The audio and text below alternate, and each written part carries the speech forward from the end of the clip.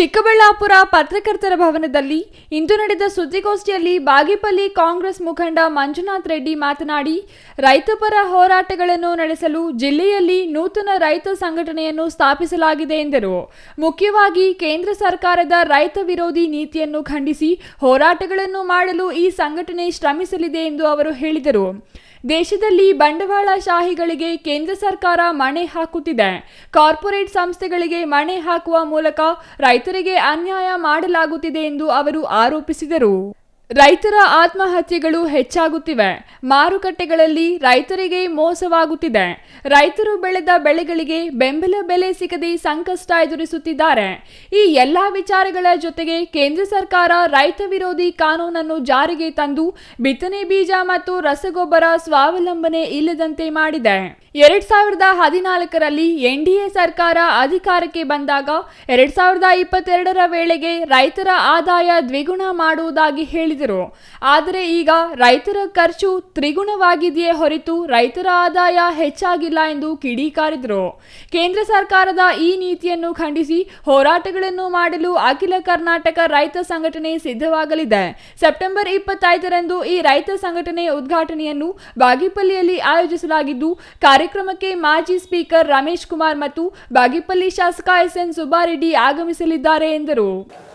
Manjunath Reddy P ಅಂತ ಸದ್ಯಕ್ಕೆ ಅಖಿಲ ಕರ್ನಾಟಕ ರೈತ ಸಂಘಟನೆಯ ಜಿಲ್ಲಾ ಸಂಚಾಲಕರಾಗಿದ್ದೀರಿ.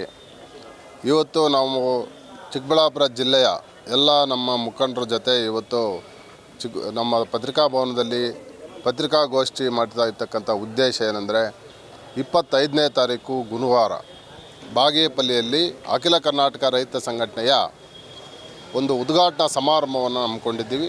ಇದಕ್ಕೆ ಉದ್ಘಾಟಕರಾಗಿ ನಮ್ಮ ಕರ್ನಾಟಕ ರಾಜ್ಯ ಸರ್ಕಾರದ ಮಾಜಿ ಸ್ಪೀಕರ್ ಮತ್ತು ಮಾಜಿ ವೈದ್ಯಕೀಯ ಸಚಿವರಾಗಿರ್ತಕ್ಕಂಥ ಕೆ.ಆರ್. ರಮೇಶ್ ಕುಮಾರ್ ಅವರು ಬರ್ತಾಯಿದ್ದಾರೆ. ಮತ್ತು ಮುಖ್ಯ ಅತಿಥಿಗಳಾಗಿ ಬಾಗೇಪಲ್ಲಿ ಶಾಸಕರಾದಂಥ ಎಸ್.ಎನ್. ಸುಬ್ಬಾರೆಡ್ಡಿಯವರು ಬರ್ತಾಯಿದ್ದಾರೆ. ಮತ್ತು ನಮ್ಮ ಬಾಗೇಪಲ್ಲಿ ಕ್ಷೇತ್ರದ ಚಿಕ್ಕಬಳ್ಳಾಪುರ ಜಿಲ್ಲೆಯ ಮತ್ತು ರಾಜ್ಯದ ಹಲವಾರು ಪ್ರಗತಿಪರ ಮುಖಂಡರು, ರೈತ ಹೋರಾಟಗಾರರು ಅವತ್ತು ಕಾರ್ಯಕ್ರಮದಲ್ಲಿ ಭಾಗವಹಿಸ್ತಾ ಇದ್ದಾರೆ, ಬೆಂಬಲ ಕೊಡ್ತಾ ಇದ್ದಾರೆ.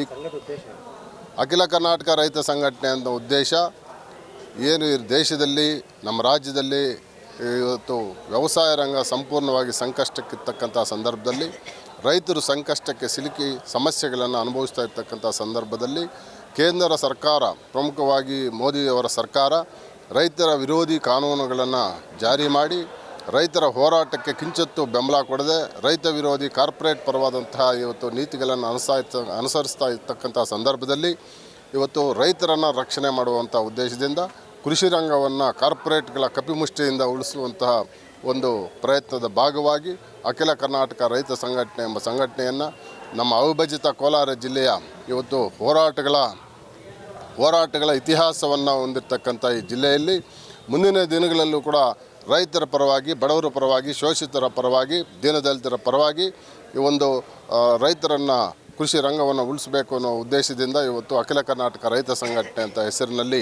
ಒಂದು ನೂತನ ರೈತ ಸಂಘಟನೆಯನ್ನು ನಾವು ಸ್ಥಾಪನೆ ಮಾಡ್ತಾ ಇದ್ದೀವಿ. ಇನ್ನು ಸುದ್ದಿಗೋಷ್ಠಿಯಲ್ಲಿ ಚಂದ್ರಶೇಖರ ರೆಡ್ಡಿ, ನರಸಿಂಹಪ್ಪ ಸೇರಿದಂತೆ ಇತರರು ಹಾಜರಿದ್ದರು.